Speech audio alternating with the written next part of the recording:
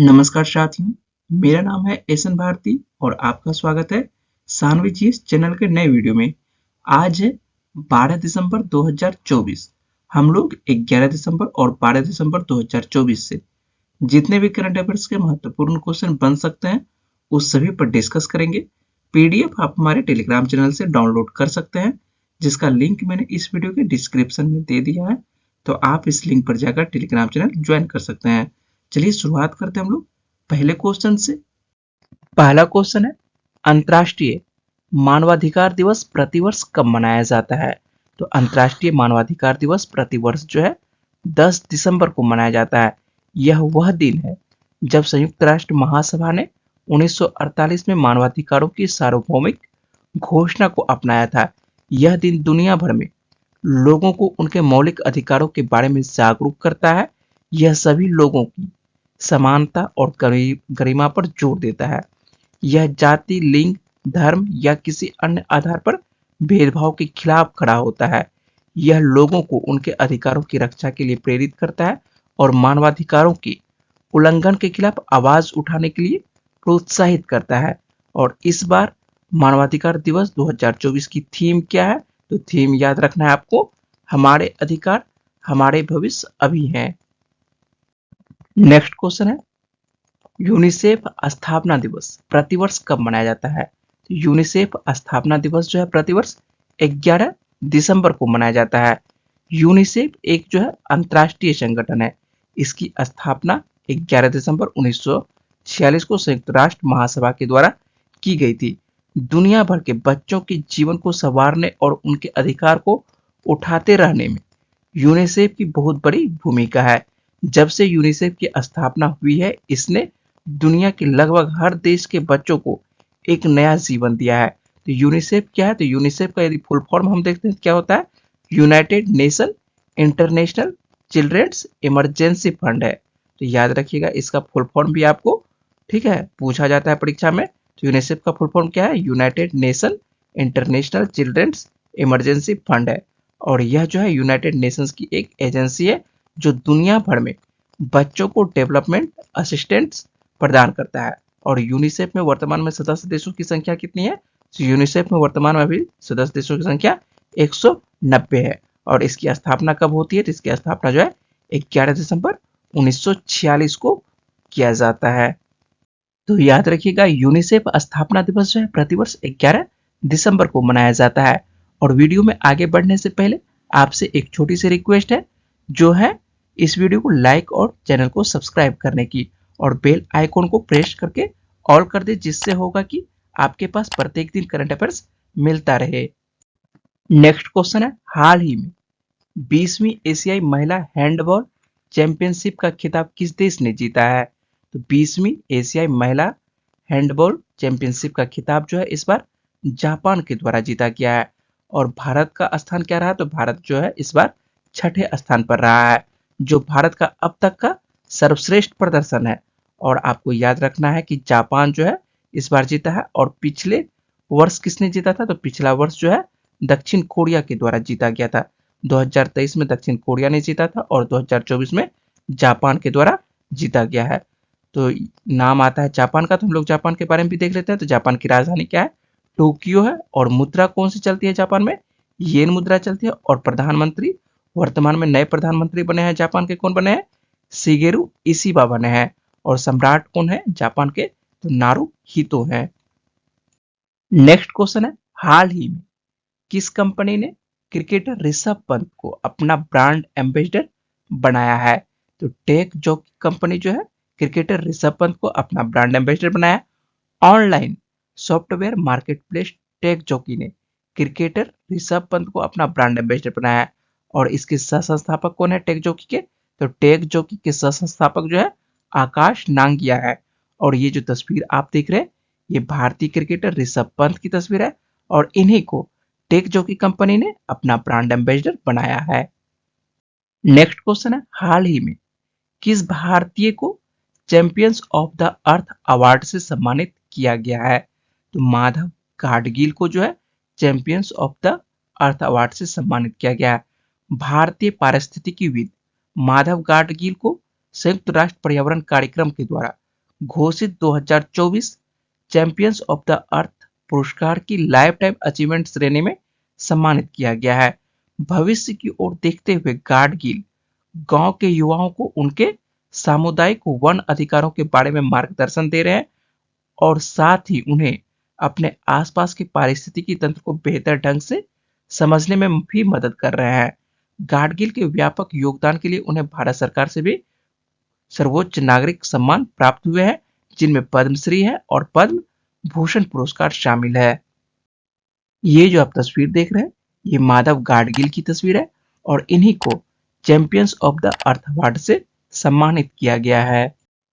Next question है, चौथे eagle nest पक्षी महोत्सव की मेजबानी कौन सा राज्य करेगा?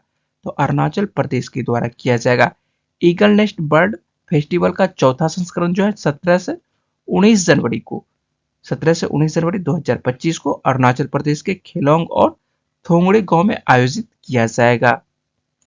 नाम आता है अरुणाचल प्रदेश का, तो हम लोग अरुणाचल प्रदेश के बारे में देख लेते हैं। तो अरुणाचल प्रदेश का राजकीय पक्षी का क्या नाम है? तो अरुणाचल प्रदेश का जो राजकीय पक्षी है उसका नाम है भारतीय हॉर्नबिल। ठीक है, हॉर्नबिल याद रखिएगा। हॉर्नबिल पक्षी जो है अरुणाचल प्रदेश का राजकीय पक्षी है और इसको जो है भीम का धनेश के नाम से भी जाना जाता है। जंगल में उड़ते समय हॉर्नबिल जो है छोटे हवाई जहाज की तरह आवाज करते हैं। अरुणाचल प्रदेश की राजधानी क्या है? तो अरुणाचल प्रदेश की राजधानी जो है आपको ईटानगर है। वर्तमान में मुख्यमंत्री कौन है? पेमा खांडू है। राज्यपाल अरुणाचल प्रदेश के वर्तमान में कौन है? केवल त्रिविक्रम परनाइक है। लोकसभा की कितनी सीटें आती है अरुणाचल प्रदेश से? तो 2 सीटें आती है और राज्यसभा की 1 सीट है। नेक्स्ट क्वेश्चन है, हाल ही में बीसीसीआई का कार्यवाहक सचिव किसे नियुक्त किया गया है? तो बीसीसीआई का कार्यवाहक सचिव जो है देवजीत सैकिया को नियुक्त किया गया है। बीसीसीआई के वर्तमान में अध्यक्ष कौन है? तो अध्यक्ष जो है रोजर बिन्नी है और इन्होंने ही देवजीत सैकिया को बोर्ड का कार्यवाहक सचिव नियुक्त किया है।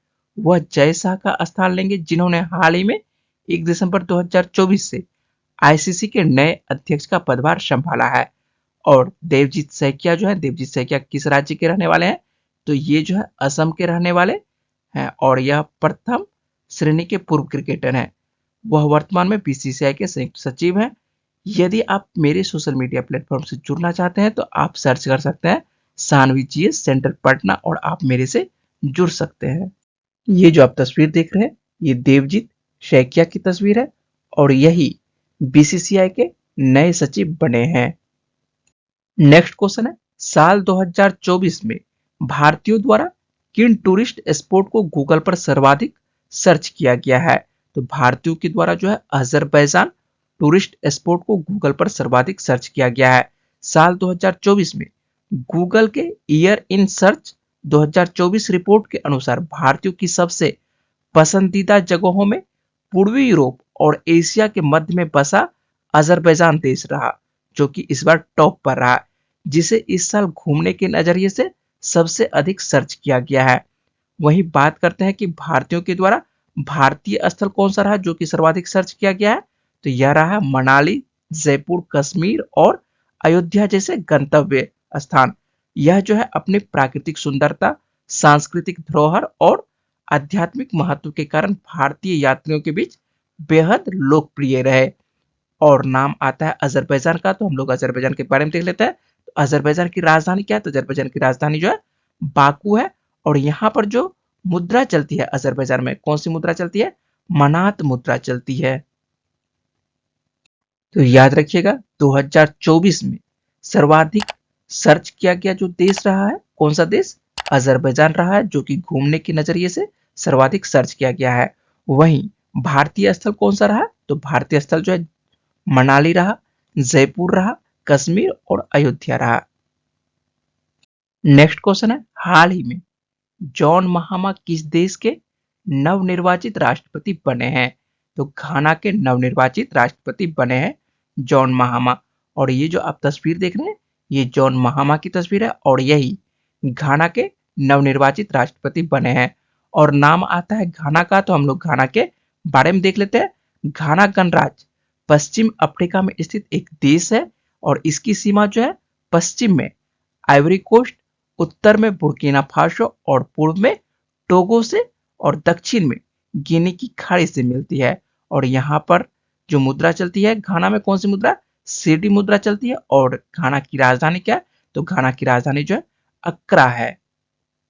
आइए हम लोग घाना का अवस्थिति देख लेते हैं कहाँ पर है मैप पर। तो घाना जो है आपको अफ्रीका के वेस्ट साइड में दिखाई पड़ेगा, ठीक है। यह जो आपको रेड कलर से इंगित किया गया है यही घाना है। और घाना के आसपास में हम लोग देख लेते हैं कि कौन कौन सा देश है। तो घाना के आसपास में आपको दिखाई पड़ेगा वेस्ट में आपको आइवरी कोस्ट दिखाई पड़ेगा, ठीक है। आइवरी कोस्ट आपको वेस्ट में दिखाई पड़ेगा, जबकि नॉर्थ में आपको दिखाई पड़ेगा बुर्किना फासो दिखाई पड़ेगा। कल भी मैंने इस देश के बारे में बताया था। तो आपको दिखाई पड़ेगा कहां पर? नॉर्थ में बुर्किना फासो। जबकि आप लोग पूर्व की ओर देखते हैं तो पूर्व की ओर आपको दिखाई पड़ेगा एक देश है टोगो है। जबकि साउथ में आपको दिखाई पड़ रहा है कौन सा खाड़ी है लगा हुआ यहाँ पर जो आपको दिखाई पड़ रहा है? तो ये जो है आपको गिनी की खाड़ी है। कौन सी खाड़ी है? तो गिनी की खाड़ी है साउथ में। नेक्स्ट क्वेश्चन है, किस देश की प्रतिष्ठित राइस वाइन साके को आधिकारिक तौर पर यूनेस्को द्वारा मानवता की अमूर्त सांस्कृतिक विरासत के हिस्से के रूप में मान्यता दी गई है? तो जापान के राइस वाइन साके को, जापान में चावल से शराब बनाने की प्रक्रिया साके को यूनेस्को द्वारा अमूर्त सांस्कृतिक विरासत के रूप में मान्यता दी गई है। साके का इतिहास जो है सदियों पुराना है। इसे चावल, पानी, खमीर और कोजी नामक सांचे के मिश्रण को किण्वित करके कई सप्ताह में बनाया जाता है, जो इस पेय का सार है। तो साके कहाँ का शराब है? तो साके जो है आपको जापान का शराब है। और इसे किस प्रक्रिया से बनाया जाता है? तो इसे जो है चावल, पानी, खमीर, कोजी नामक सांचे के मिश्रण से तैयार किया जाता है। तो याद रखिएगा, जापान के साके शराब को मानवता की अमूर्त सांस्कृतिक विरासत के हिस्से के रूप में यूनेस्को के द्वारा मान्यता दी गई है। पिछले वीडियो में मैंने आप लोगों से प्रश्न पूछा था, हाल ही में एसीसी पुरुष अंडर 19 क्रिकेट एशिया कप 2024 का टाइटल किसने जीता है? तो बांग्लादेश के द्वारा जीता गया है, जिन्होंने भारत को 59 रनों से हराकर यह टाइटल जीता है। और अधिकांश छात्रों ने इस प्रश्न का जवाब जो है कमेंट बॉक्स में सही दिए हैं। हम लोग आज का प्रश्न देख लेते हैं, हाल ही में भारतीय रिजर्व बैंक का नया गवर्नर किसे नियुक्त किया गया है? इसका सही जवाब क्या है वो जल्दी से आपको कमेंट बॉक्स में बताना है। और मुझे उम्मीद है कि इस वीडियो में मैंने जितने भी इंपॉर्टेंट क्वेश्चन पर बात की है वो पॉइंट्स आपको समझ में आए होंगे। अगर आपको वीडियो अच्छी लगी तो वीडियो को लाइक करिएगा, शेयर करिएगा और अपने दोस्तों को वीडियो के बारे में बताइएगा। चलिए मिलते हैं आप लोगों से अगली वीडियो में। तब तक के लिए अपना ख्याल रखिएगा, पढ़ते रहिए। वीडियो में बने रहने के लिए बहुत बहुत शुक्रिया। धन्यवाद।